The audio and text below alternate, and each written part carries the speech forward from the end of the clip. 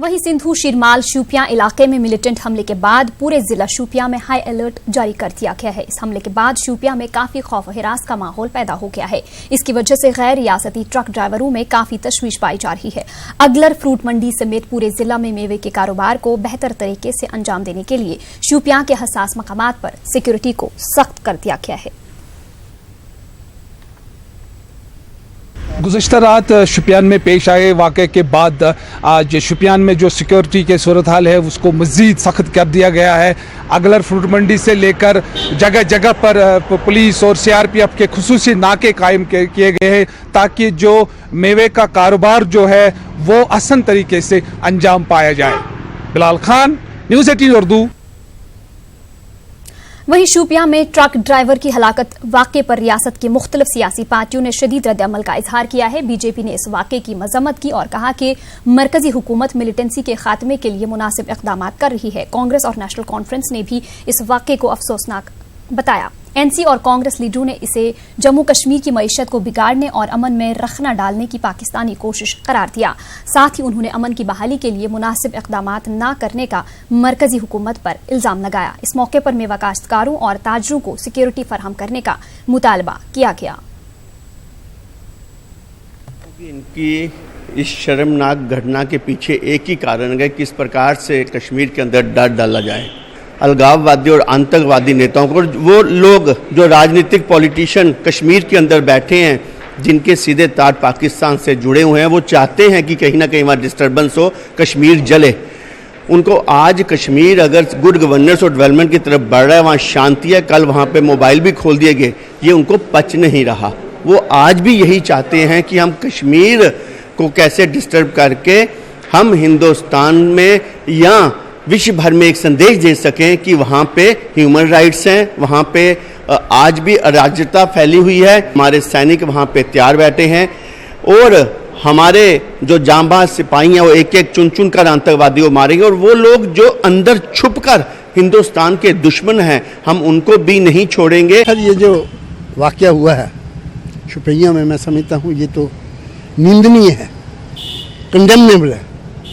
ऐसे वाक़यात नहीं होने चाहिए। सरकार चाहती है कि भाई उनके फ्रूट को बाहर ले जाए तो उनको पूरी प्रोटेक्शन मिलनी चाहिए थी। ये बिना प्रोटेक्शन के इन्होंने कैसे किया हुआ, ये वाक़या कैसे हुआ? तो सरकार की कलई खुल जाती है यहाँ पे ही कि हम बड़ी प्रोटेक्शन दे रहे हैं, ये कर रहे हैं, वो कर रहे हैं। और जो बागात हैं उनमें क्या हालत है, सेब सड़ रहा होगा। और कश्मीर डिपेंड ही आप समझते हैं कि भाई फ्रूट पे डिपेंड करता है। सेब का सीज़न है, अगर यही सीज़न चला गया तो वो लोग खाएंगे क्या? कि पहले तो हम कड़ी शब्दों में इसकी निंदा करते हैं। ये एक जघन्य अपराध है जो किया गया है, जिस तरह से किया गया, और कोई अल्फाज कम पड़ते हैं इसकी जो है मजम्मत करने के लिए। पर इन चीज़ों का खदशा तो था, और जो सरकार, जैसे खासकर हमारे गृह मंत्री जो बार बार कह रहे थे कि एक भी गोली नहीं चली है, एक भी आदमी नहीं मरा है, हालात काबू में है, सब कुछ ठीक है कश्मीर में, प्राइम मिनिस्टर ने भी कहा।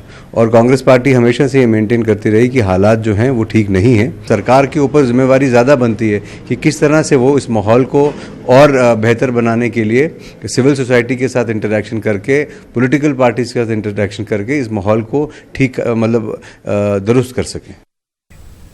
उधर बीजेपी के कौमी नायब सदर अविनाश राय खन्ना ने शोपियां हलाकत पर दुख का इजहार करते हुए इसे ऐसे अनासर की बौखलाहट करार दिया जो क़याम अमन में रखना डालना चाहते हों। उन्होंने कहा कि इस तरह की कोशिशें बेसूद साबित होंगी। उन्होंने कहा कि कश्मीरियों की हिफाजत के लिए हर जगह माकूल इक़दामात उठाए गए हैं।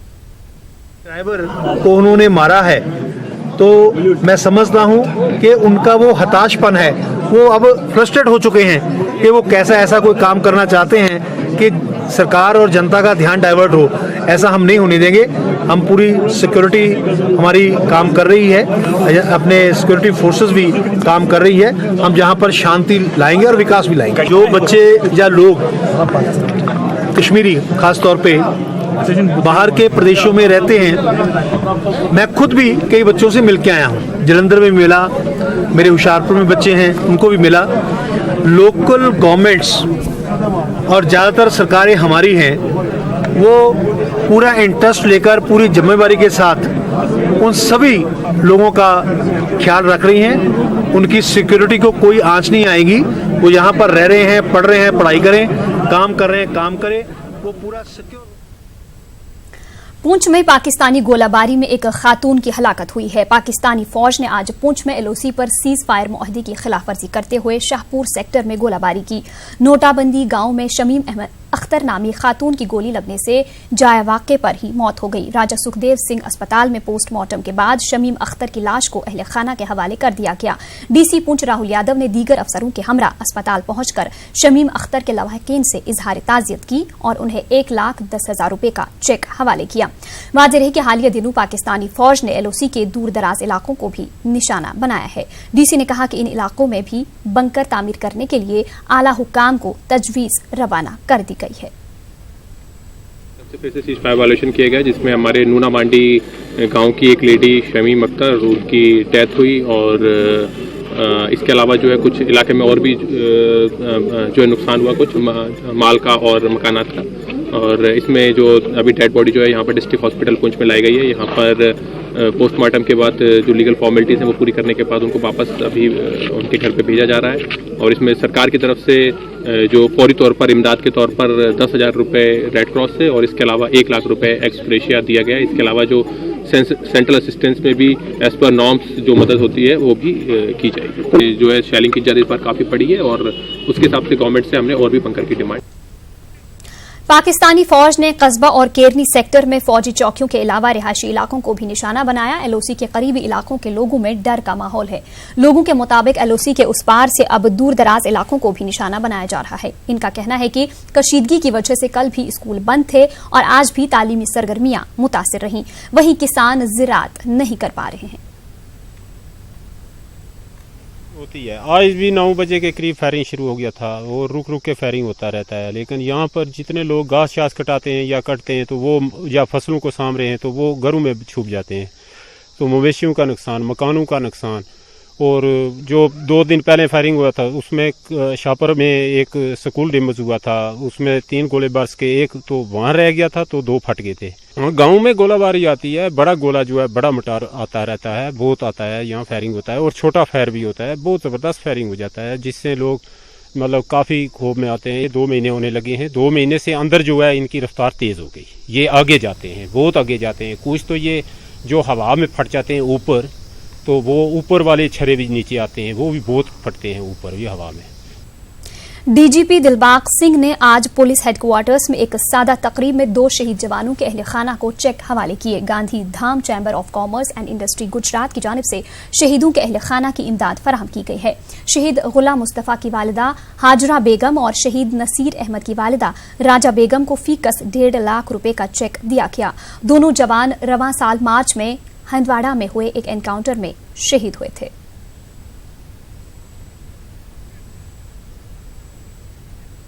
श्रीनगर में पुलिस ने उस वक्त सिविल सोसाइटी से जुड़ी कई खवातीन को हिरासत में लिया जब वो पुरअमन एहतिजाज कर रही थीं। एहतिजाजी खवातीन में नेशनल कॉन्फ्रेंस के सदर डॉक्टर फारूक अब्दुल्ला की बहन और बेटी भी शामिल थीं। वो दफा 370 और 35A को हटाने के खिलाफ एहतिजाज कर रही थीं। हिरासत में लेने से कबल मीडिया से बात करते हुए इन खवातीन ने कहा कि कश्मीरियों के शहरी हुकूक और बुनियादी हुकूक को बहाल किया जाना चाहिए। एहतिजाजियों ने सियासी कैदियों के साथ साथ तमाम गिरफ्तार अफराद की जल्द रिहाई की मांग की। हाथों में प्ले कार्ड्स लिए ये खवातीन कश्मीर के शहरी और देही इलाकों से फौज में कमी करने की मांग कर रही थी। We had decided just to sit silently and having placards with us. Just the moment we entered, उसके बाद पुलिस वाले आपने की इजाजत कहें, आप यहाँ नहीं बैठ सकते, आपने डीसी साहब से इजाजत ली, all sorts of questions. उसके बाद हमारी कुछ बहनें बाहर खड़ी हुई, हमने उनसे कहा अब हमको इन्हीं के साथ जाने। दरवाजा चारों तरफ से बंद हो। This is democracy. हम बस बैठना चाहते थे, पीसफुल प्रोटेस्ट करना चाहते थे कि हमारी आवाज भी सुनी जाए। हमारे बच्चे कहाँ हैं, हमारे जवान कहाँ हैं, बस यही बात है। आप पीसफुली भी नहीं बैठने देते। वादी कश्मीर में आज भी हालात मजमूई तौर पर पुरअमन और काबू में रहे। कश्मीर के कई इलाकों में दफा 144 मुसलसल नाफिज है। कश्मीर के अक्सर मकामात पर दुकानें और दीगर कारोबारी इदारे लगातार बंद हैं, ताहम कई इलाकों में सुबह के वक्त दुकानें खुली रहीं। निजी गाड़ियां सड़कों पर रवां-दवां हैं। पब्लिक ट्रांसपोर्ट मुसलसल मुतासिर है। मोबाइल इंटरनेट और ब्रॉडबैंड सर्विस भी बंद है। इसी बीच कश्मीर में बच्चों को हिरासत में लेने के मामले पर सुप्रीम कोर्ट ने मफाद आमा की एक अर्जी पर समाअत मुलतवी कर दी। अर्जी गुजारों की रिपोर्ट्स पर अटॉर्नी जनरल ने एतराज जाहिर किया और जवाब देने के लिए उन्होंने अदालत से वक्त मांगा। अब मामले पर आइंदा समाअत 5 नवंबर को होगी। जिला कुलगाम के तहसील सदर मकामात और कस्बा जात में मुसलसल बंद है। कारोबारी इदारे बंद हैं। स्कूलों में भी हाजिरी ना के बराबर है। निजी ट्रैफिक जारी है मगर पब्लिक ट्रांसपोर्ट मुतासिर है। जिला में हालात मजमूई तौर पर काबू में रहे। उधर जिला अनंतनाग में सूरत हाल में काफी बेहतरी आ रही है। सड़कों पर आम ट्रैफिक की मुकम्मल बहाली नहीं हो पाई है, ताहम निजी ट्रैफिक की आमदरफ्त में काफी इजाफा देखने को मिल रहा है। अमन व कानून की बहाली की गर्ज से कस्बा अनंतनाग समेत तमाम दीगर मकामात और जम्मू श्रीनगर कौमी शाहरा पर फोर्सेस की इजाफी तैनाती जारी है। कारोबारी इदारों और दुकानों के मुसलसल बंद रहने की वजह से आम जिंदगी अभी भी मुतासिर है। कस्बा पांपुर और इसे मुत्तसिल इलाकों में लगातार जिंदगी मुतासिर है। सड़कों पर निजी ट्रैफिक की आवाजाही देखने को मिल रही है। मुसाफिर बरदार ट्रांसपोर्ट की अदम दस्तियाबी की वजह से लोगों को काफी दिक्कतों का सामना है। जम्मू श्रीनगर कौमी शाहरा पर ट्रैफिक की बिना खलल आमदरफ्त को यकीनी बनाने के लिए तमाम हसास मकामात पर फोर्सेस की तैनाती भी जारी है।